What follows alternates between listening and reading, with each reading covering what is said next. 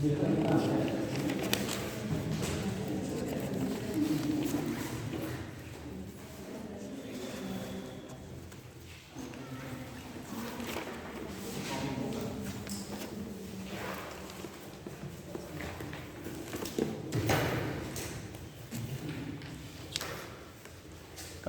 को बेटा बाकी हो गया था, बताना था इलेक्ट्रोमैग्नेटिक इंडक्शन। ठीक है, नेक्स्ट यूनिट आपका था इलेक्ट्रोमैग्नेटिक इंडक्शन। ठीक है जी चैप्टर डालिएगा, हेडिंग करेंगे इलेक्ट्रोमैग्नेटिक इंडक्शन। पहले कुछ आप लोग बता दीजिए फिर शुरू किया जाए। ठीक, कल थोड़ा सा इंट्रोड्यूस किया गया था बेटा फ्लक्स वगैरह के बारे में। ठीक है, कल थोड़ा बताया गया था फ्लक्स वगैरह क्या होते हैं। ठीक, उस कंडीशन में इलेक्ट्रोमैग्नेटिक इंडक्शन आपको बताना था। तो बताइए, चलिए आपसे बताइए what is flux. Flux magnetic flux जिसमें कोई अन्य मैग्नेट आके फोर्स का अनुभव करे तो उसे मैग्नेटिक फ्लक्स कहेंगे। उसे मैग्नेटिक फील्ड कहते हैं। जिस फील्ड में आके तो सिर्फ मैग्नेटिक फ्लक्स और तो मैग्नेटिक फील्ड कहते हैं। और उसको मैग्नेटिक फील्ड कहते हैं। वो फ्लक्स के लिए भी ऐसी परिभाषा बना सकते हैं कि वह निकलती हुई जिस पे स्पर्श रेखा खींचने पर एक दूसरे को कट ना करे उसको इलेक्ट्रिक फील्ड लाइन्स कहेंगे। और उसको एक एरिया में कर्व कर देते उसको इलेक्ट्रिक फ्लक्स कहेंगे। नंबर ऑफ टर्न्स जितने पड़े होंगे।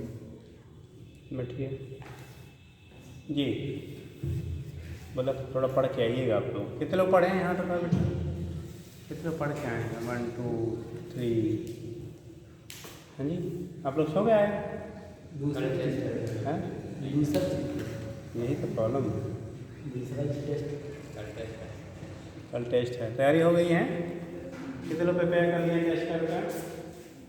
टेस्ट की प्रिपरेशन हो गई है? कल टेस्ट है ना? चलिए, तो मन से अच्छे से दे दीजिएगा। ठीक है, चलिए बताइए मैग्नेटिक फ्लक्स।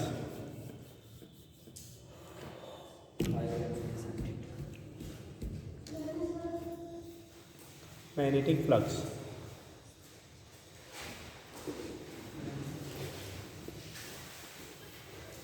जी, क्या था कुछ नहीं? बैठिए। हाँ जी, आप मैग्नेटिक फ्लक्स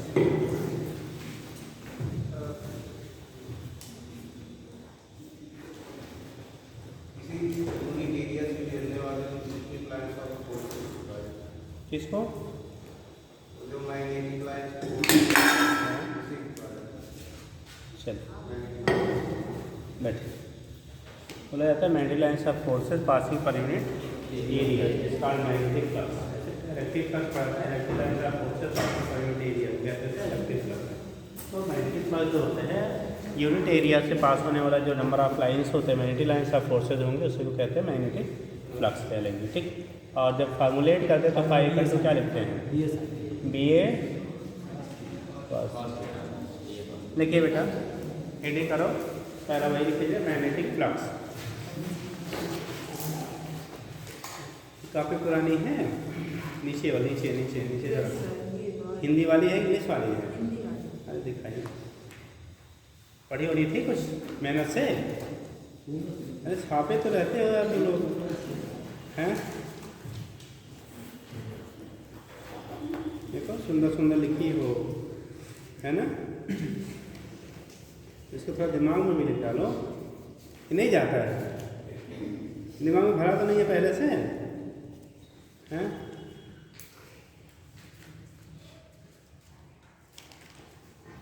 आपके बोर्ड में ये सब बेसिक सब है बेटा, देखो लिखा है ना? तो थोड़ा पढ़ डाला करें, है ना? लीजिए, आपको नॉलेज रहेगा, लैंग्वेज कोई भी रहेगा, बेस तो वही है ना, और क्या रहेगा आपको कॉन्सेप्ट तो वही रहेंगे।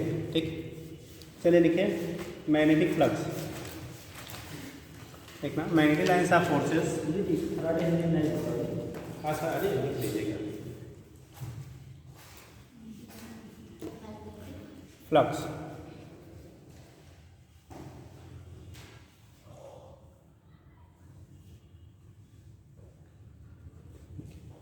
magnetic lines are forces passing through unit cross-sectional area, passing through unit cross-sectional area, cross-sectional area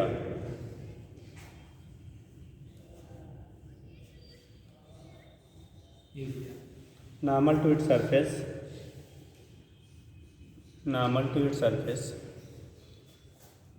is called magnetic flux. It's called magnetic flux. ठीक, पाई का भी फिल्टर बी डॉट के जब लिखेंगे मैग्नेटिक फ्लक्स तो पाई की वैल्यू होती है कितना, बी डॉट ए के बराबर होता है। ठीक, बी डॉट ए जब हम लोग डॉट प्रोडक्ट ओपन करते हैं तो क्या आता है बेटा, कॉस थीटा आता है। आपने पढ़ा था वेक्टर मल्टीप्लिकेशन में dot product and cross product. ठीक, तो उसके इसमें आएगा कि बी ए कॉस थीटा के बराबर होता है, बी ए कॉस थीटा। ठीक, तो पाई की वैल्यू पाई भी ले लो। ठीक, वैल्यू बी ए कॉस थीटा के बराबर हो गया, मैग्नेटिक फ्लक्स जो आपका हो गया बी ए कॉस थीटा। थीटा क्या होगा बेटा, एंगल थीटा मैग्नेटिक फील्ड किससे, मैग्नेटिक फील्ड एरिया के magnetic field and area vector, area vector और मैग्नेटिक फील्ड के बीच का क्या होता है बेटा, एंगल होता है। मैग्नेटिक फील्ड और एरिया वेक्टर के बीच का एंगल होता है। ठीक, अब इस पर थ्योरेटिकली जब हम लोग स्टेटमेंट बोलते हैं, ठीक है, तो थोड़ा सा बड़ा कंफ्यूज करता है, तो लिख लीजिए वो पॉइंट क्लियर करने के लिए।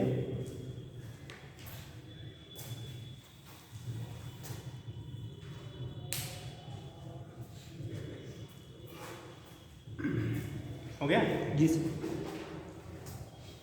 तो लिखा magnetic field and area vector के बीच का क्या होगा आपका, ठीक है, एंगल होता है, उसे क्या कहते हैं, थीटा। ठीक, अब condition if theta equal to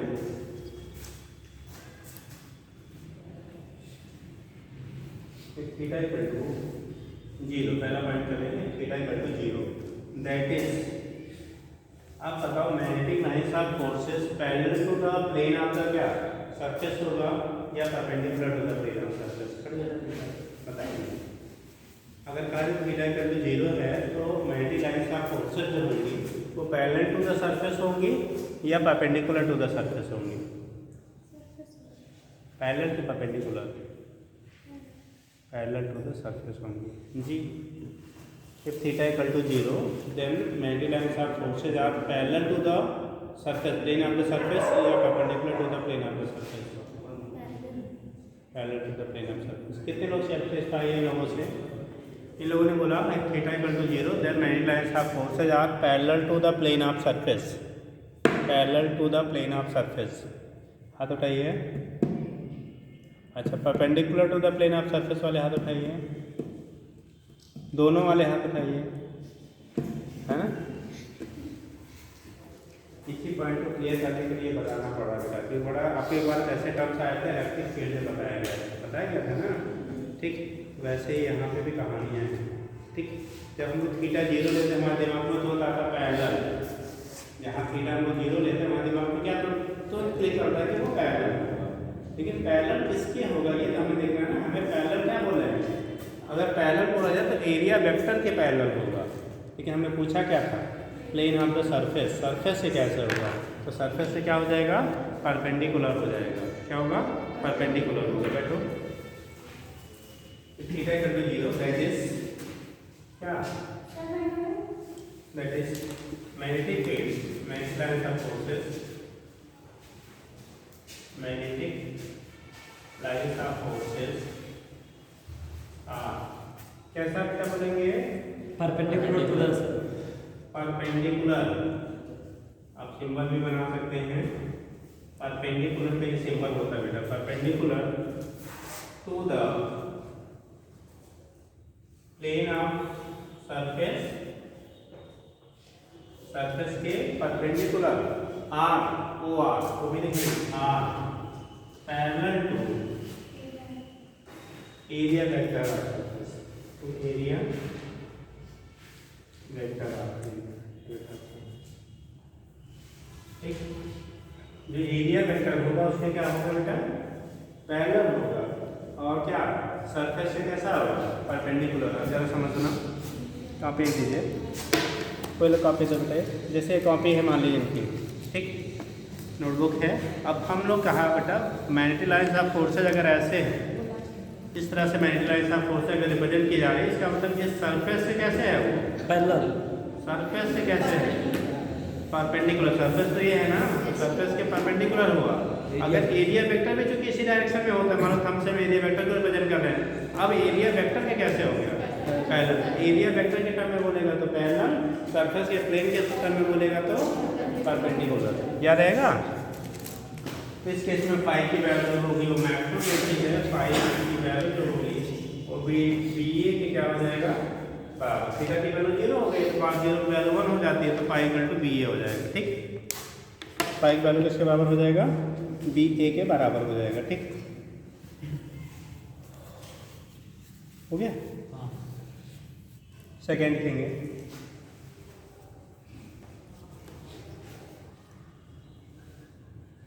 if theta equal to 90 degree, if theta equal to 90 degree, अगर थीटा की वैल्यू बेटा 90 लेंगे तो कंडीशन क्या बनेगा, if theta equal to 90 degree, तो सिचुएशन क्या होगा जी, magnetic field line parallel to the surface. Magnetic क्या हो जाएगा यहाँ पे, नीचे लिखिए theta equal to that is magnetic lines of forces. Second है theta equal to 90 degree, that is magnetic. यहीं पे एक बेटा छोटा सा अगर जगह हो ना आपके पास, तो डायग्राम में बना, डायग्राम में बना लो। जैसे इसका एरिया वेक्टर आप लोगे ना, तो एरिया वेक्टर कैसे आएगा, ये होगा एरिया वेक्टर। क्या होगा, एरिया वेक्टर। मान लो हमने डी ए लिया तो एरिया वेक्टर ये डी ए हो गया। ठीक, स्मॉल एरिया हमने देखा डी ए लेते तो एरिया वेक्टर डी ए हो गया। यानी लाइंस ऑफ फोर्सेस अगर इसके कैसे थे, पैरेलल थे, ठीक, इसके एरिया वेक्टर के या इस प्लेन के परपेंडिकुलर हैं, इस प्लेन के कैसे हैं, परपेंडिकुलर है बेटा। परपेंडिकुलर भी हम लोग रिप्रेजेंट करने के लिए ऐसे दिखा रहे, नीचे से आएगा ऊपर से जाएगा। ठीक, तो ये कंडीशन आपका होता है, तो यहाँ पे थीटा की वैल्यू क्या होगी, 0 होगी। यहाँ पहला वाला पॉइंट लिखा है ना, बगल में थोड़ा सा बना लो, कभी डायमेट्रिकली पूछ लिया जाता है डायग्राम बना के। ठीक,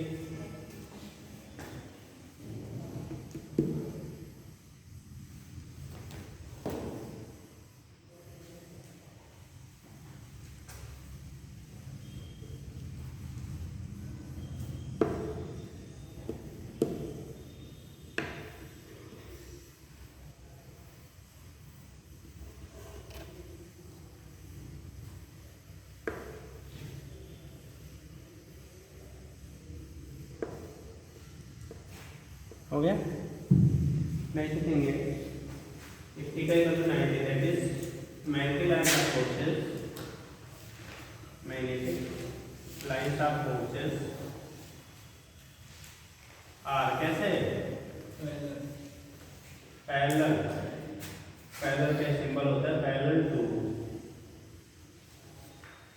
द प्लेन। ठीक, plane are perpendicular to area vector are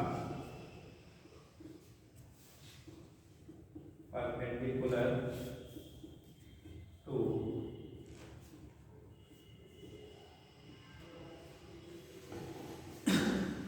area vector। area vector कैसे हो जाएगा आपका, परपेंडिकुलर हो जाएगा, और परपेंडिकुलर टू एरिया वेक्टर। ठीक, परपेंडिकुलर टू एरिया वेक्टर। ठीक, तो यहाँ पे पाई की जो वैल्यू होती है, ये वैल्यू क्या आएगी बेटा, थीटा 90 या ये cos 90 वैल्यू हो गई क्या, 0। cos 90 0, तो प्रोडक्ट आपका क्या आ जाएगा, 0। तो इस केस में आपका जो टोटल फ्लक्स आपका होगा वो आपका 0 हो जाएगा। ठीक, डायग्राम बनाओगे ऐसे बनाओ,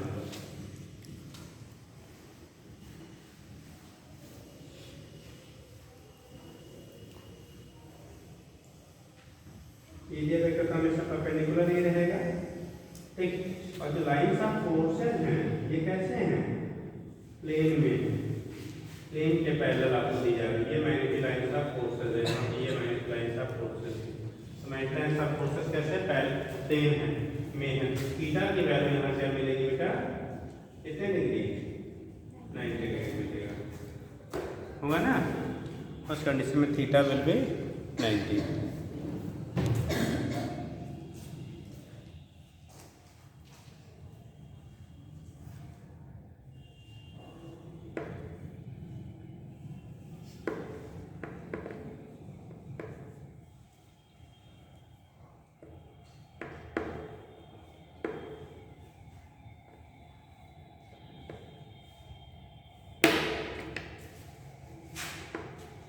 हो गया।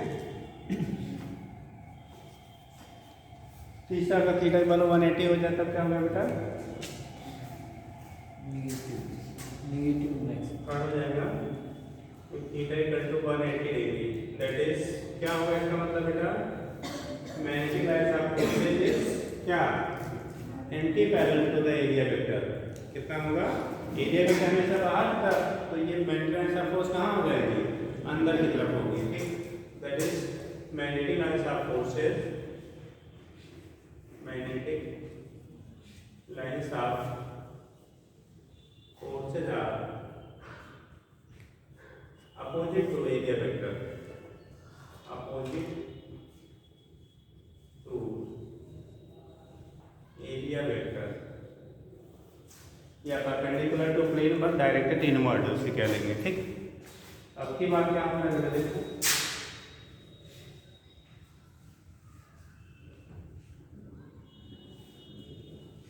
एरिया वेक्टर नॉर्मली हमारा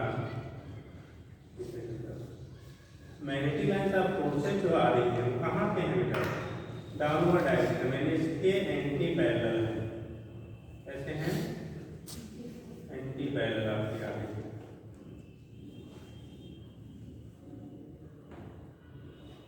ये मैग्नेटिक लाइन्स ऑफ फोर्सेस है, ठीक है। ये यहाँ से काट काट कर दिखाते हैं।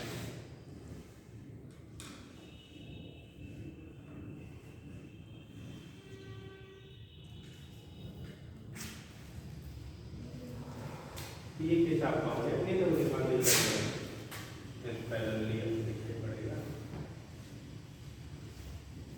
यहाँ पाई की वैल्यू होगी बी ए cos 180, cos 180 वैल्यू बेटा -1, तो पाई की वैल्यू कितना, नेगेटिव माइनस बी ए के बराबर हो जाएगा, पाई की वैल्यू माइनस बी के क्या हो जाएगा, इक्वल हो जाता है, ठीक। इससे क्या फर्क पड़ेगा, हाँ बेटा, इससे क्या फर्क पड़ेगा, फ्लक्स में चेंज होगा, इंड्यूस ईएमएफ डेवलप होगा यार। अरे भाई आर्मेचर नाचता है तो कभी फील्ड के पैरेलल होता है, कभी परपेंडिकुलर होता है, कभी एंटी पैरेलल होता है, ठीक।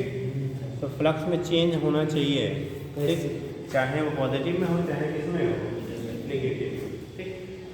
तो थीटा वाली जो कंडीशन जनरल उन्होंने बनाया था, तो फोटो सब बनाए नहीं, उसके चाहे थोड़ी कोई बनाए लीजिए।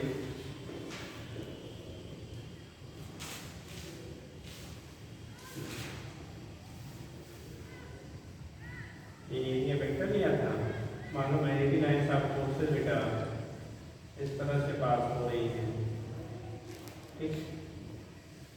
इनके बीच का एक एंगल कितना दे रहे हैं लोग,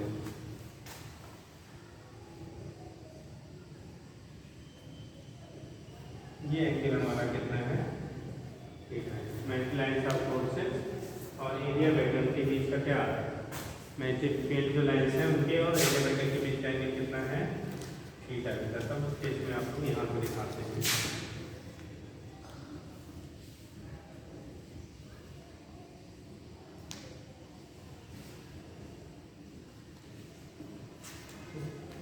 तो पहला जो बेसिक कंडीशन होता है उसके लिए अगर डायमेंशन हम दिखाते हैं तो यहाँ से रिप्रेजेंट कर लेंगे, हो जाएगा।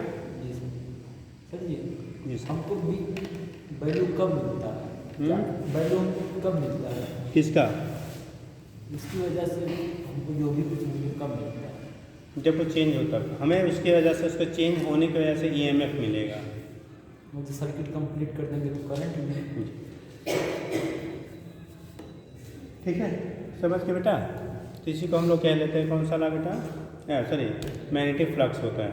क्या होता है? मैग्नेटिक फ्लक्स होता है। ठीक है, तो ये केस आपका होता है, यहाँ पे रिप्रेजेंट कर लेते हैं। आपने फैराडेज लॉ वगैरह पढ़ा होगा, कितने लोग को याद है बेटा? Faraday's law of electromagnetic induction, Faraday's law of electromagnetic induction पढ़ाया गया होगा ना? ठीक, क्या होता है? हाँ दादा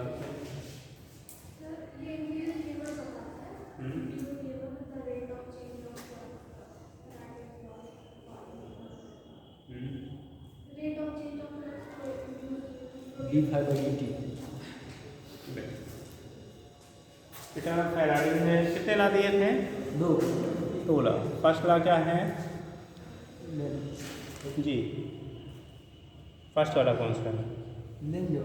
D phi by D T. ये लेंज ला था। हाँ जी,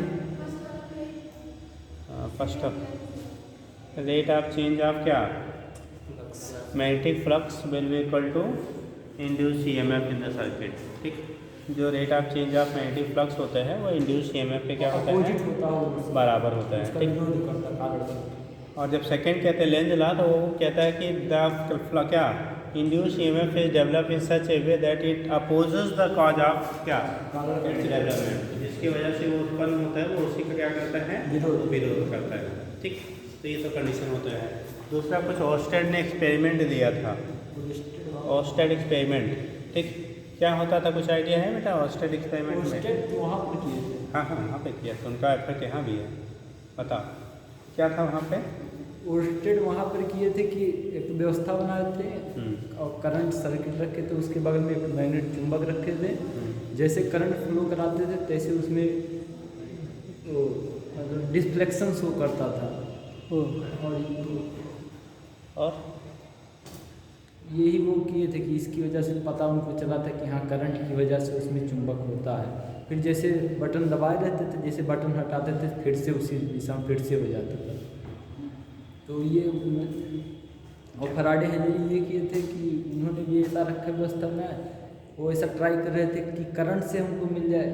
पहले उन ओस्टेड ने करंट से चुंबक पाया था और ये लोग चुंबक का डेवलप किया था, और ये लोग चुंबक से करंट पाने के प्रयास कर रहे थे। फैराडे और हेनरी दोनों मिलकर, और इन्होंने तब पाया कि जब ये बदलता है तभी होता है, चेंज होता है। चलिए सालों साल बेकार कर दिए हैं। चलो देखो, और सर वो ऐसे अपने एक्सपेरिमेंट से फेल होके फेंक दे रहे थे, तब उसमें डिफ्लेक्शन शुरू हुआ था, तब पाए थे। तब पाए थे, आप पाए थे? तब आंसर पाए थे कि हाँ इसमें भी चुंबक भी करंट हो सकता है, करंट में भी चुंबक भी। लेकिन उसी में हम लोग हेनरी लॉ या फैराडे हेनरी लॉ उससे कंबाइंड इफेक्ट दोनों लोग का था। जी सर। ठीक, बट ज़्यादा उसमें जो वो था वो हेनरी लॉ था। ठीक, तो इसीलिए फैराडे हेनरी लॉ भी कहते हैं, सिंपली कहीं कहीं हेनरी लॉ भी लिखा हुआ मिल जाता है। ठीक है सर, ये बात सही थी। हाँ, ये बात सही थी, पूरा सही था। उन्होंने सालों साल अपना बर्बाद कर दिया सारे। हाँ, गुस्सा के बहुत सारे रिजल्ट गुस्से में भी सही हो जाते हैं, लेकिन हमेशा गुस्सा वाला रिजल्ट सही नहीं होता, वो तो बाई चांस हो गया था, है ना। तो ऐसा ना कहो आज से हम हमेशा गुस्से में रहेंगे और सब कुछ सही निकलेगा। ठीक, तो जैसे किसी को सपने में नोबेल प्राइज़ मिल गया, हाँ किसको मिला था? नहीं सुना? सपने का रिजल्ट किसका नोबेल प्राइज़ था बेटा? सुना नहीं है?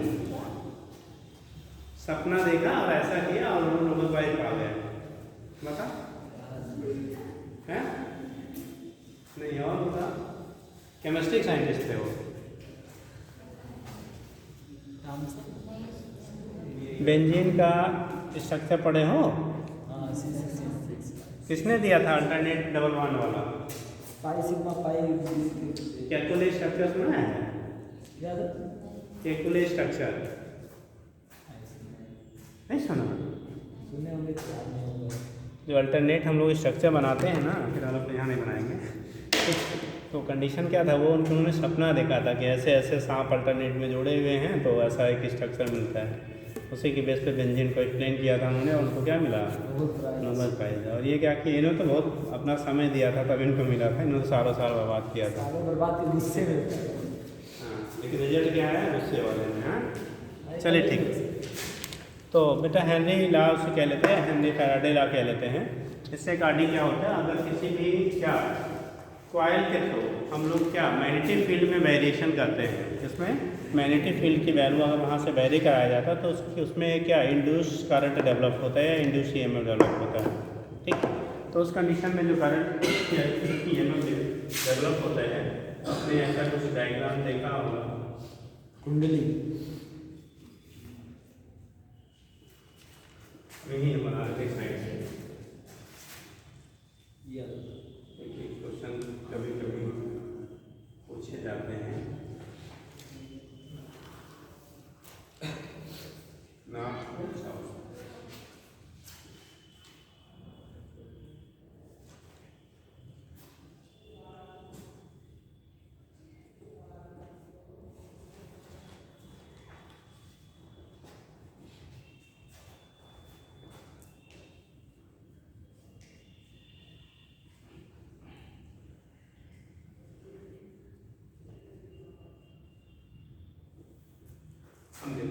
अगर ये रेस्ट में है और ये भी किस में है, रेस्ट नो इफेक्ट, ये चाहे जितने नंबर ऑफ टर्न्स हो, ठीक, चाहे जितना पावरफुल यहाँ पे मैग्नेट हो, वहाँ पे कोई भी करंट आपका इंड्यूस नहीं होगा, कोई भी करंट आपका फ्लो नहीं करेगा। क्या फ्लक्स नहीं पास हो रहा है? क्या फ्लक्स है लेकिन बदल नहीं रहा। फ्लक्स है बेटा, बट आपका क्या वो चेंज नहीं हो रहा है।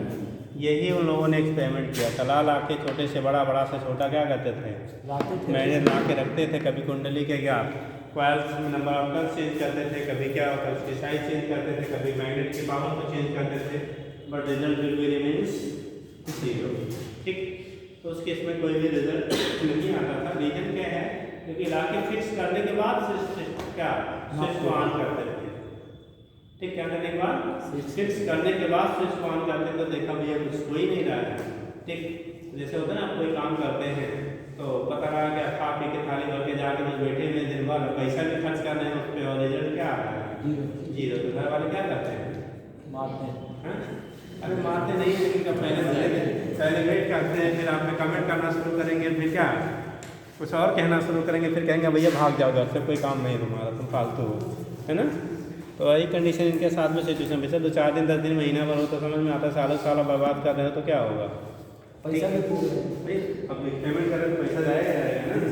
ठीक, उस कंडीशन में क्या होता है, क्या काफ़ी टाइम और पैसे दोनों का नुकसान हुआ। लास्ट में होता है जब हम नहीं कुछ कर पाते हैं तो फेंक देते हैं, काफ़ी पैसा लगाना शुरू करते हैं, लगता है तो बड़ा मज़ा आता है, नहीं लगता फिर 2-3 बार ट्राई करते हैं, फिर भी नहीं लगता तो क्या कट नहीं करेंगे। हाँ, ऐसा ही करते हैं, क्यों जी, कितने लोग ऐसा ही करते हैं, क्वेश्चन लगाते हैं, लग गया तो बहुत बढ़िया, नहीं लगा फिर ट्राई किए, फिर भी नहीं लगा, फिर ट्राई किए, फिर भी नहीं लगा तो फेंक देते हैं। ऐसा कितने लोग करते हैं। अरे उसको छोड़ के सारा हल्ला लगाइए, अगर नहीं लग रहा है तो फेंक मत दीजिए, ठीक है, क्योंकि आपको फेंकने में नोबल प्राइज नहीं मिलेगा, आपको पढ़ने में नोबल प्राइज मिलेगा। ठीक, चलो तो उस केस में क्या होगा कि जब रेस्ट में रहता है, यहाँ पे फ्लक्स तो पास हो सकता है, तो लाइन्स ऑफ फोर्सेज तो जा रही है ना, लाइन्स ऑफ फोर्सेज तो ही है, बट क्या हो रहा है, फ्लक्स में चेंज नहीं हो रहा है।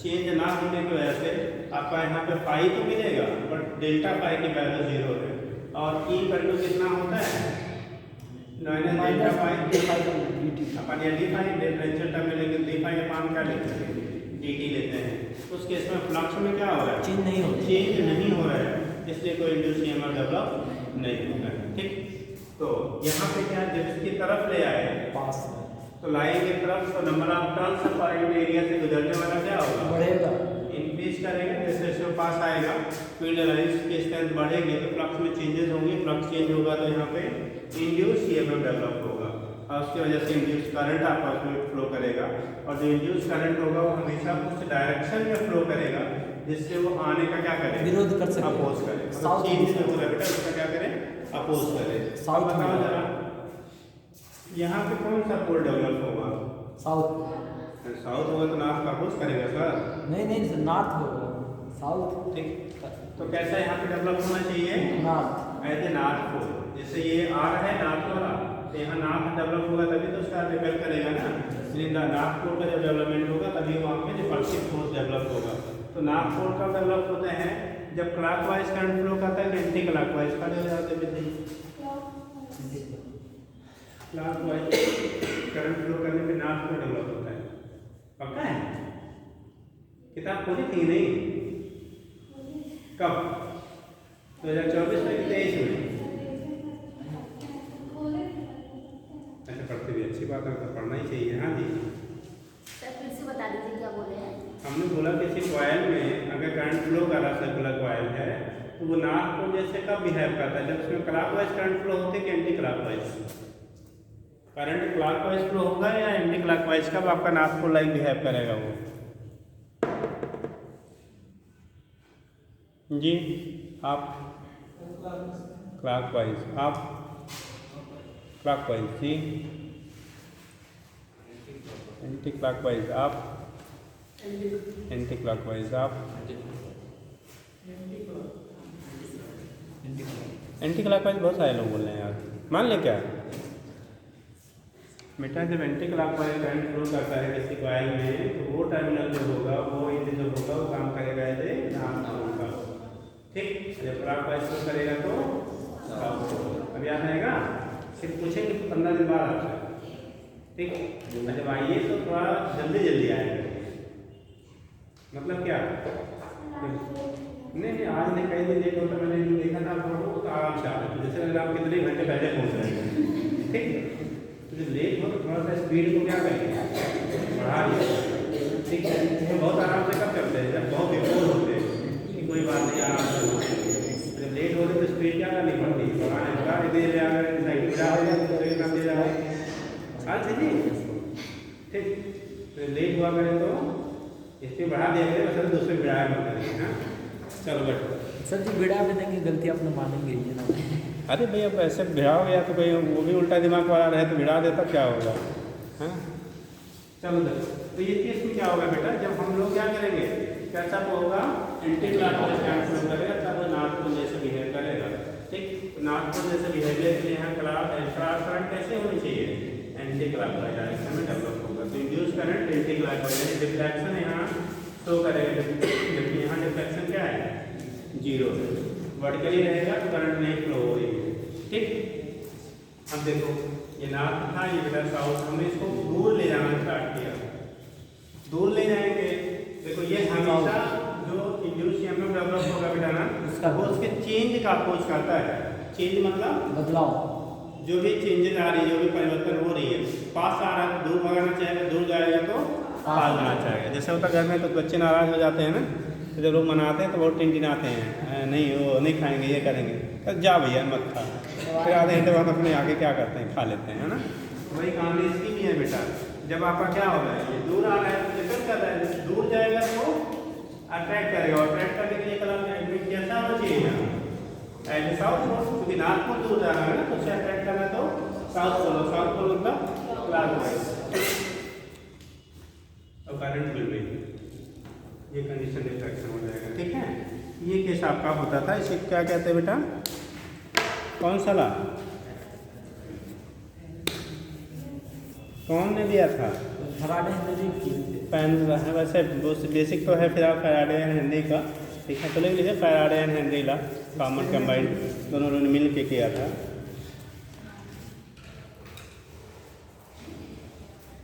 Faraday and Henry law, FARADAY, Faraday and Henry, HENRY, Henry law.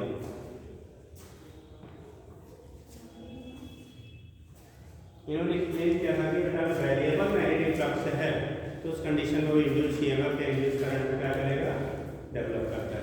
ठीक, और हमेशा डेवलपमेंट जो होगा वो अपोज करेगा, नीलेंस लॉ को भी एक्सप्लेन इसी बेस पे कर सकते हैं। ठीक, तो डायग्राम बना लीजिए, लिखा भी नहीं कहानी, ये समझ जाएंगे इतने से।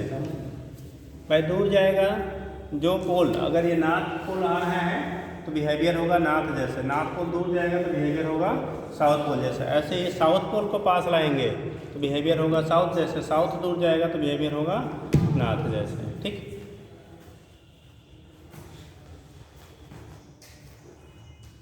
सर जी जी सर, फिजिक्स भी कहता रेजोल्यूशन बना लेना चाहिए। फिजिक्स भी कहता है जो ऋषियाँ उनको मना लेना चाहिए। ये भी कहता है, इसीलिए लोग हमारे हिंदुस्तान में क्या होता है, संबंध बने रहते हैं, मनाते भी हैं। ठीक है, इसी लोग मनाते हैं, है ना। फिजिक्स और फॉरेन वाले क्या करते हैं, भैया जाओ तो जाओ, खाली फिजिक्स पढ़ते हैं लेकिन फिजिक्स हाँ, यूज़ नहीं करते। मानते नहीं हैं अच्छे से। चलो ठीक है, अब जाके समझाना, अगली बार प्रधानमंत्री बनना तो जाके समझाना। ये हमारे इंडियन फिजिक्स को फॉलो भी करते हैं अपनी ज़िंदगी में, ठीक। तब जी कविताओं में भी कहा गया है, रूठे सुने मनाए जो रूठे सवार है टूटी मुद्दा है। इतना आजकल धीरे धीरे क्या सीरियल और क्या फिल्में देख देख के हमारे हिंदुस्तानी भी बेकार हो जाते हैं, है ना, ठीक। मार्केट में जितने आज के आपके टीवी शो में जितने सीरियल आते हैं वो सब घर को तोड़ने वाले आते हैं, उनको जोड़ने वाले बताओ। कभी कभी 4 साल में काट को आ जाए बात अलग का है। अदरवाइज जितने सीरियल होते हैं वो एक सासू बहू और बहन और क्या क्या कहते हैं ननद और क्या भाभी ऐसी बनाते हैं, सब केवल क्या अपोज करते हैं, सपोर्ट नहीं करते हैं। सर जी लेकिन ज़्यादातर सीरियल लड़के नहीं देखते। हाँ, लड़के सीरियल नहीं देखते हैं। जिनको घर में रहना है, जहाँ से जुड़ता बनता है, वो वाले तो देखते हैं ना। तब हो गया बेटा, आप घर में हो तो घर में चल रहा तो आप भी कुछ ना कुछ देख ही लेंगे, नहीं देखेंगे तो कम से कम आवाज़ तो आएगी, लड़ रहे हैं, ठीक। सब गवर्नमेंट को ऐसे सीरियलों को बैन कर देना चाहिए स्ट्रिक्टली, एकदम ठीक। आप अगर हकीकत है किसी के घर में रामायण चल रहा हो, मैं धर्म की नहीं बात कर रहा हूँ, नहीं चलता। ठीक, अगर चल रहा तो उस घर में कभी विवाद नहीं हो सकता है। अब ना हो किसी घर में विवाद हो रहा था और 15 दिन उसको रामायण दिखा दीजिए उसकी स्टोरीज, ठीक, तो विवाद सुलझ जाएंगे। और महाभारत दिखा दीजिए विवाद नहीं हो रहा होगा तो हो जाएगा, ठीक। तो वैसे ही आजकल के सीरियल सब महाभारत वाले महाभारत की कहानियों पे बनी हैं, ठीक है। हो गया बेटा, आप सब कुछ छोड़ना नहीं चाहते हैं। चलो खाली बेटा paradise first law.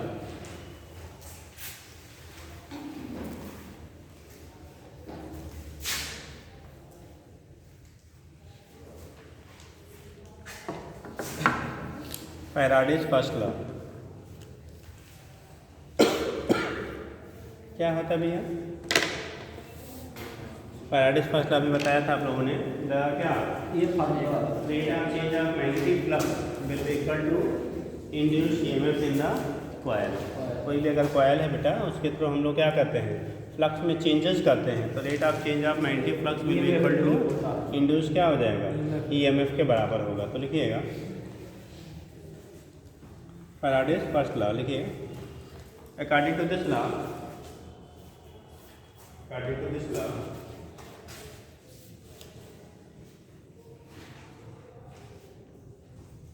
the rate of change of, according to this law, the rate of change of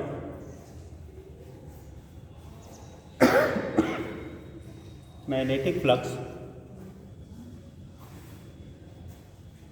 through a coil, flux rate of change of magnetic flux through a coil,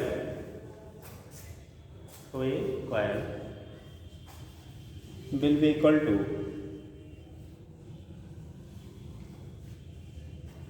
induced EMF,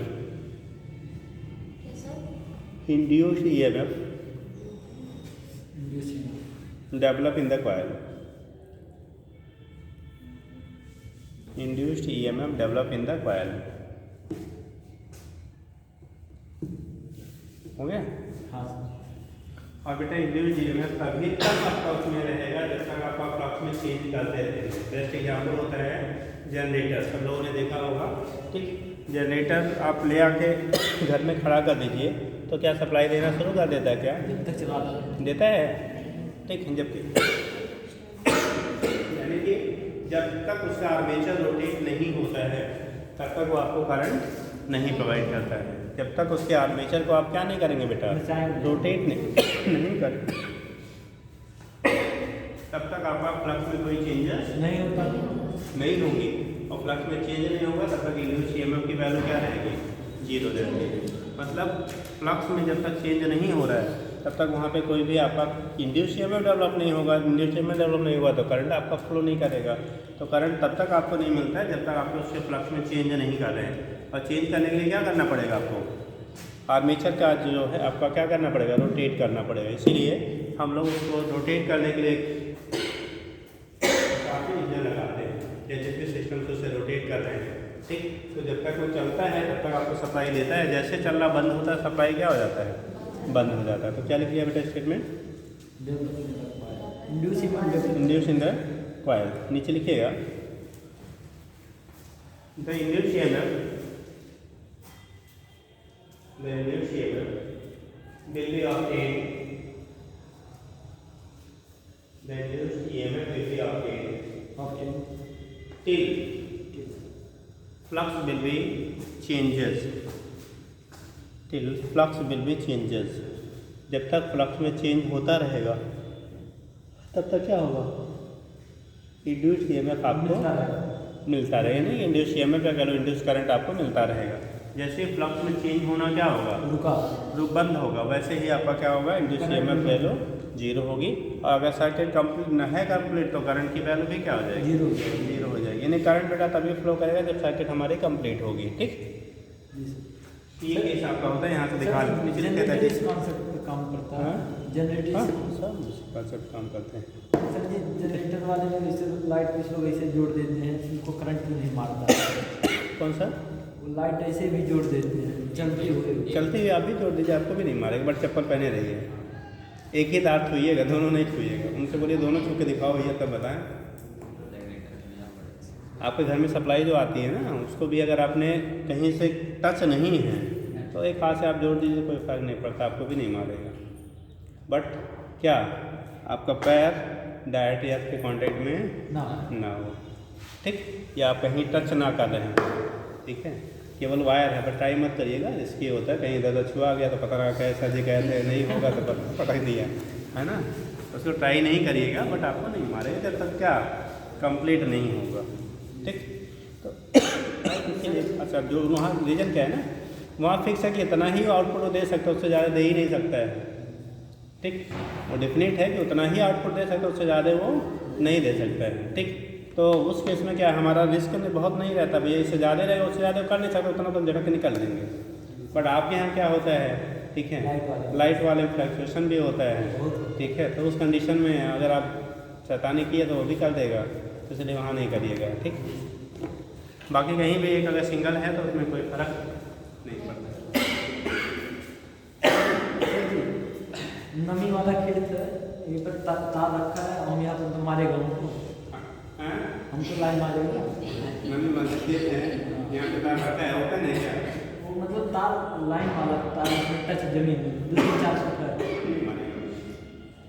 और पानी भरा तो नमी में नहीं मारे, नमी रहेगा तो भी नहीं मारेगा। अगर आपका कंडीशन के डायरेक्ट टच में नहीं है तो नहीं, वो टच है उधर, कैसे आप नहीं डायरेक्ट, हाँ कमाल सकता है, बट बहुत कम, क्योंकि यह जो होता है उसे न्यूट्रलाइज कर देता है, इसलिए नहीं मारता है। पानी में होता है तो वहाँ पे क्या होता है, जो साल्ट होते हैं आयनिक फॉर्म में उनका मोबिलिटी होती है, इसके सॉलिड रहेगा तो मोबिलिटी वहाँ नहीं पाई जाएगी, तो इसलिए वहाँ नहीं मारता। या बहुत अगर बहुत ज़्यादा वेट है तो थोड़ा बहुत इफेक्ट करेगा, लेकिन बहुत नहीं होगा, न्यूट्रलाइज हो जाता है। ठीक है, बट पानी में रहता है तो थोड़ा बहुत वहाँ पे आपको, ठीक है। चलिए फिर आप क्या कर रहे थे बेटा, फैराडे फर्स्ट लॉ, फैराडे हो गया। तो ई की वैल्यू हो जाएगी E=d∅r माइनस। ठीक, अब यहाँ कहीं कहीं किताब माइनस लगा देते हैं, और कहीं कहीं यही जब हम लोग क्या पढ़ेंगे, दूसरा कौन सा नाम, लेंजला। ठीक, तो लेंजला में स्पेशली लेंजला उसी को बताता है, उसके डायरेक्शन को। बस यहाँ पे केवल इन्होंने एक्सप्लेन किया था कि जो इंड्यूस्ड ईएमएफ होगा वो rate of change of magnetic flux से क्या होगा, बराबर। ठीक,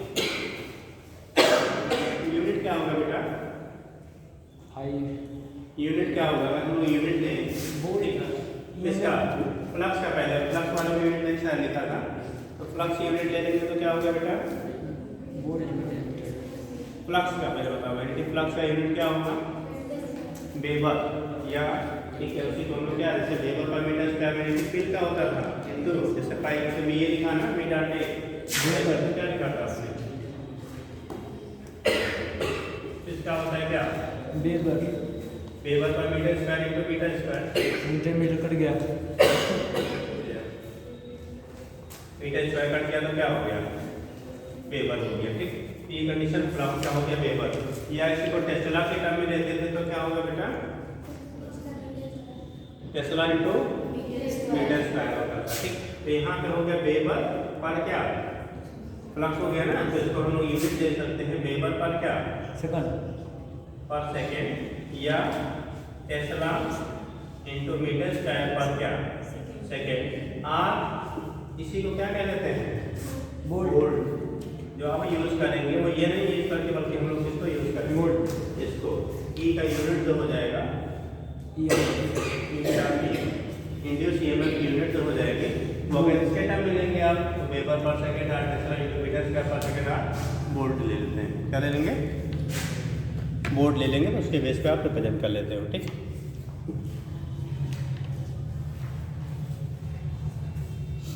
हो गया दूसरा लिखेंगे यहाँ का वोल्ट लगभग टी के बराबर होगा हाँ यूनिट हो वोल्ट हो गया बेटा नेक्स्ट लिखेंगे Faraday second law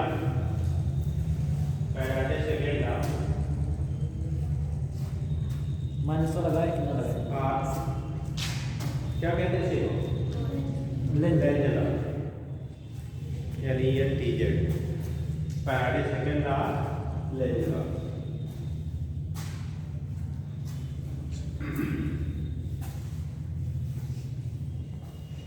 Faraday second law Lenz law क्या होता है बेटा निगेटिव क्या होता है कितने लोग बताएंगे फैराडे सेकेंड लॉ या लेंज लॉ क्या होता है अपने कार्बन के होने में विरोध करता है जिससे डेवलप होता है उसी का विरोध कि the induced EMF will develop in such A way that it opposes the change in क्या फ्लक्स ठीक जो फ्लक्स के चेंज का क्या करे बेटा अपोज करे तो इसलिए according to this law induced EMF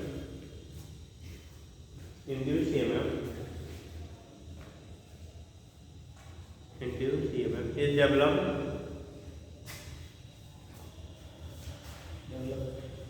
induced EMF is developed in the coil या सर्किट जो भी कर लो in the coil in such a way it opposes its cause in such a way it opposes its cause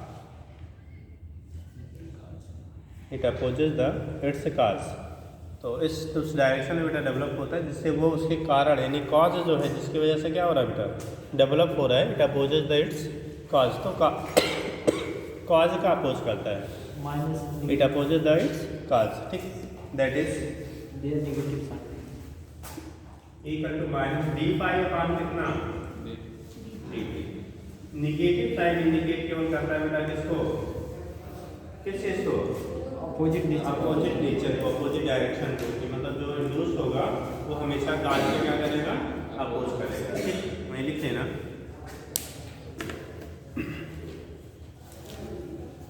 बोले लिख लीजिएगा negative sign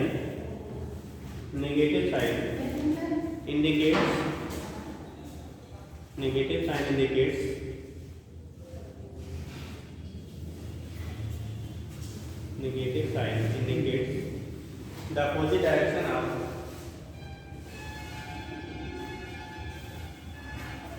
opposite direction of induced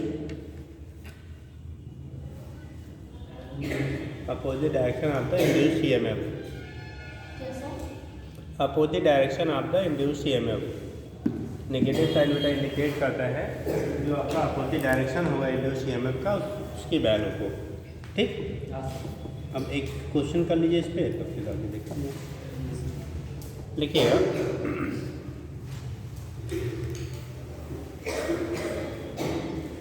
the magnetic flux, question लिखिएगा, ये लिखिएगा ना बेटा, ये रिलेशन है equal to by dy by dt, हो गया, लिखिएगा। The magnetic flux changes in a coil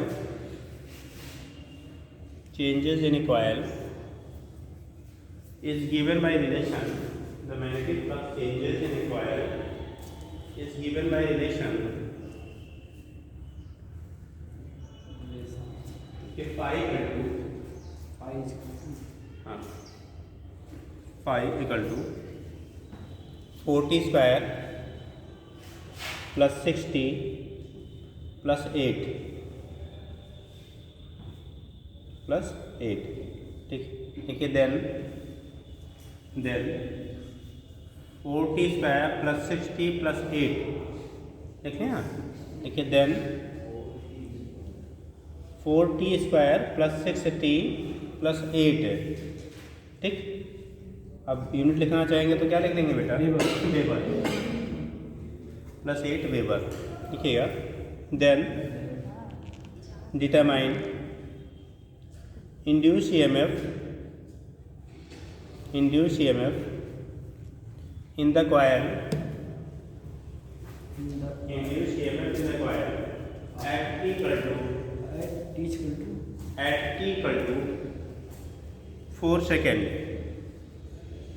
at t equal to 4 second, 4 second पे उस कॉइल में कितना इंड्यूस EMF डेवलप होगा, लिखिएगा। एंड आल्सो डिटरमाइन, अब यही हम बना देते हैं, इसका करंट आपको फाइंड करना है। करंट इन द सर्किट कितना हो जाएगा बेटा, करंट इन कॉइल, करंट की वैल्यू हमें डिटरमाइन करना है, उसका रेजिस्टेंस R हो, तो I की वैल्यू हो जाएगी बेटा E बाई कितना R, ये हो जाएगा d phi upon dt into कितना R के बराबर हो जाएगा। तो इंड्यूस करंट अगर आपको निकालना होगा तो वहीं पे E बाई क्या कर लेंगे हम लोग, R कर लेंगे। तो लिखा आपने also determine current in the circuit, हो गया, in the coil if resistance of coil is 10 ohm, resistance of coil is 10 ohm. अगर रेजिस्टेंस की वैल्यू कॉइल में जो है बेटा उसकी वैल्यू कितनी दी गई, 10 ओम है, निकल resistance in the coil is 10 ओम। आया सर, दिखाइए।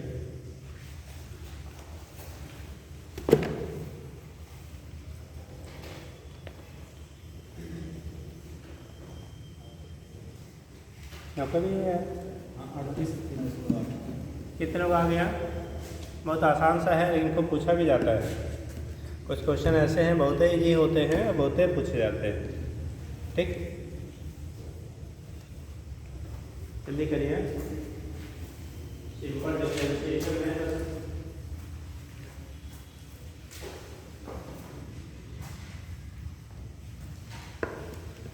लेकर सर आ गए,